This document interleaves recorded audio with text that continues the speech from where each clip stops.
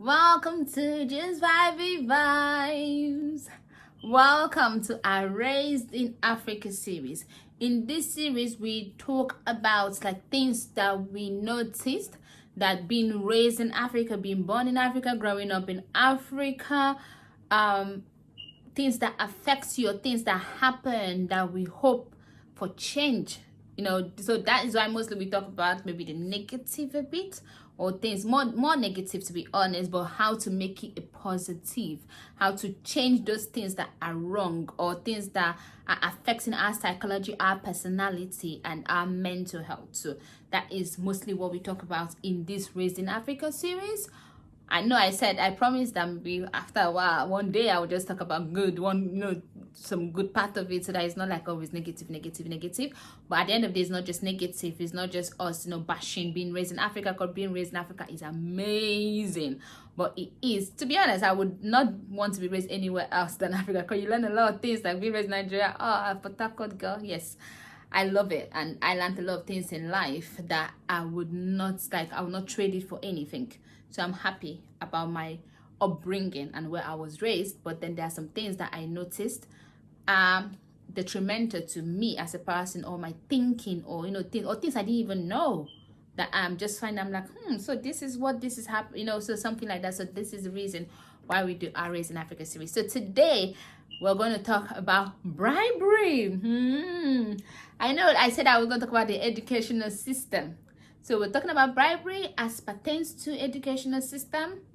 And maybe we'll just talk about bribery in general in Africa, but bribery as it pertains to educational system. In Nigeria, they call it sorting. So let's talk about sorting. Okay. In Nigeria, right, if you're in a university, this happens mostly in universities. The first thing the lecturers do, they give you something called handout. And handout is a note, like it's some I would say is like your syllabus, what you have to do, but then they've explained everything in details. Mind you, in the UK here too, you do get handout. Mostly they put it in your school your website, so like you can log in, and then you can download it, you can just read it off there, you can print it out, but it is for free. But in Nigeria now, that handout you have to pay. So mind you, you've paid school fees first. Then now you have to pay for handout for each lecture, and they decide the price. So whatever, if they feel like their cost is very, very important, then the price will be higher. So then you have to buy the handouts. If you don't buy the handouts, you're failing. So that's a kind of bribery to even start with, because if you don't have money to buy the handout, that is already failure for you to start with. So this is in an environment whereby things are hard. People are struggling, and then now you have this. And I'm talking about, because now I know that there's lots of private universities in Nigeria. Some people call them glorified secondary school, but maybe they are good private universities. I heard that there are some good ones too, but yeah, there are private universities a lot, and that's where people go to nowadays. That's what I heard, but I'm not sure. But I'm talking about the federal and the state, the public universities, not the private ones. So then now you have to paid school fees. Your parents have paid school fees for you. Now they have to give you money to buy handouts. Then after you've written those exams, there are some lecturers now that would, because I did uni in Nigeria up until my second year. I was about to get into third year when I came to UK, and then I did my whole I did foundation for 1 year, and then did my whole degree. But guess what? I still graduated same year with the people in Nigeria, because of all the whole strike that they normally do, which that's another whole thing. So studying in public universities just it's hard in Nigeria. But anyway, let's forget about that part. Let's talk about the bribery aspect.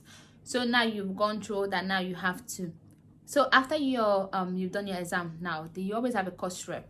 Sometimes you have the whole one course rep for the whole course, while some places each lecturer choose their course rep. So you might have a rep for the whole year, or each lecturer will choose their course rep. Now that course rep is a course representative, so he's the one that goes to the lecturer to tell the lecturer whatever is happening with the student and all that. So now that course rep might come to you guys. Oh, the lecturer, you have to sort the lecturer with, I'll just say something small, 5,000 naira, maybe 10,000, I don't know, depending on what they want. So now the course rep will say that. So now you now give your name and your student ID, and then you give the course rep that.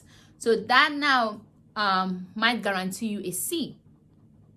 So that way, that might guarantee you C. And there's some lecturers that they are so mean that even if you go an A and you do not give that course rep that money, you're getting F. And mind you, Nigeria educational system is GPA, which means like you have to have, so every little thing you do counts. In UK here is different, whereby your first year is percentage based. I think your final year is 70% or about that, and then your second year is about 25. I don't know for sure, around there. And then your first year, so your first year is not that important that much, so you can literally do rubbish in your first year. As long as you're very good in your second and your third year, you can still get a first class. But why in Nigeria is GPA, so it's like everything, you know what I mean, matters. So now they might just give you an F that you don't deserve, or an E that you don't deserve. Just an E is bad. It's better to even get a carryover and get an and than to even get an E, because what's E for, you know? So anyway, so now you have to now give the course rep some money for the course rep now to give to that lecturer. And then there are some whereby it doesn't matter whether you give them the money, they might still just give you, like the C might be, and also they do it by the grade. So if you want a C, the money might be this. If you want a B, the money might be this. If you want an A, the money might be this. So some people would never give you A. The highest they will give is a B, you know, depending on lecturer. But then imagine, but my thing is not even about the people that are bribing that have already failed. That one is a whole different thing. Now we're having graduates out there that don't know what they're doing, but that's a totally different thing. But what about the ones that actually have done good, and then you failed them because they don't have money to give to you? That one is the one that pissed me off the most. Every of them pissed me, but that one is really, really bad. So that is how the bribery works. And sometimes, like if you're a woman, then might still take money from you, and then the sex for great thing, they might still even want that join. So it's kind of like women are kind of suffering both ways. Men, you just have to give money if the lecturer does that. Some lecturers don't do that. It's not every lecturer that does that. The lecturer that don't do that, you see students will be so serious in their classes and all that. Some lecturers don't do that, but some lecturers do. So the ones that do is really, really bad. So I said this, and this is a fact. If I had studied in Nigeria and finished my university in Nigeria, I don't even think I would have even gotten a third class, maybe third class to just go, because I don't think I would have, because we didn't have money. So I didn't have money to sort, so I wasn't sorting. So I don't even know like what I would have graduated with. So I'm grateful to God that I was able to travel abroad and study here for me to be able to get the grade that I deserve, not any, like, you know, I mean, not something that, you know. So there are so many people that have graduated from Nigerian universities that go like 2-2, maybe they are first class material. There's people too that go 2-1 and they're third class material, you know what I mean? So it depends. So it's just by the grace of God. So yeah, so that is the thing. So bribery, it's really, really bad. It is bad in the sense whereby someone can do nothing. Some people don't even go to class. They might know nothing, and then they just graduate. Then when they graduate, those people, most of the people that bribe are the ones that have connections. So, you know, because they have money to bribe, some of them have connections, some don't. So some people will bribe and spend all this money.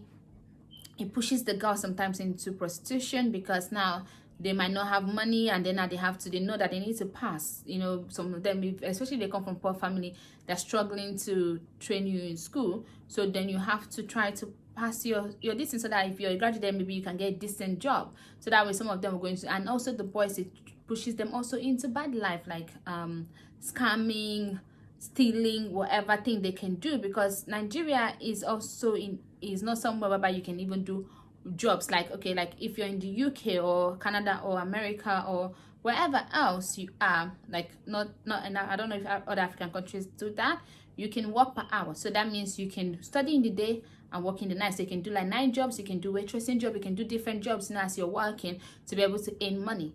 But in Nigeria, most of the jobs are 9 to 5. So the other ones that are shifts-based work are maybe hotel kind of job, and most of those jobs you don't get it. Because I remember the moment I graduated from secondary school, me and my sister, we looked for jobs. We went to everywhere, like all the hotels. We put our application in. We didn't get none of them. They didn't even call us for interviews to even start with. So, you know, so that's what happens, because it's already man no man. Once a space is there, you know that there's a space, but someone has already filled it because of man no man. That's another thing. So for you to even get a job, it's really, really hard. So now what do you think people are going to do? There's no job. You need them to give money that they don't have. What do you think they're going to do? So this push people into bad life, into life of crime, or things that they don't want to do really, that which is not their person, but then now they have no choice and they do it because of the bribery. So what I'm going to suggest, the way I talked about sex for grades, all this have to stop. I'm telling you, people have to start setting up all these people.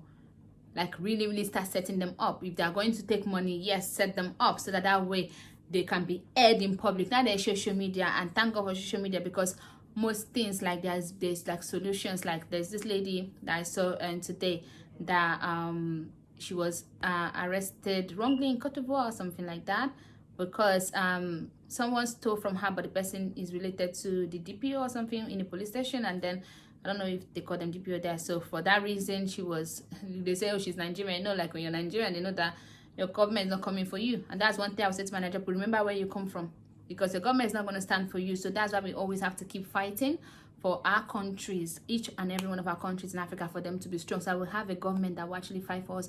That when we're in another African country, or we're Europe or America or wherever we are at, we know that if anything goes wrong, our government will stand for us, because that is really, really important. Because this girl now was, someone stole from her, but then she's the one that ended up going to jail, because then they just had to frame her.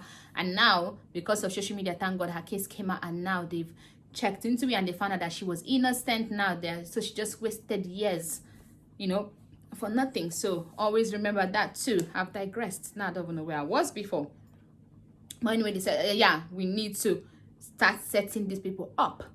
So when you set them up, when they start losing their jobs, they know that the students are not happy.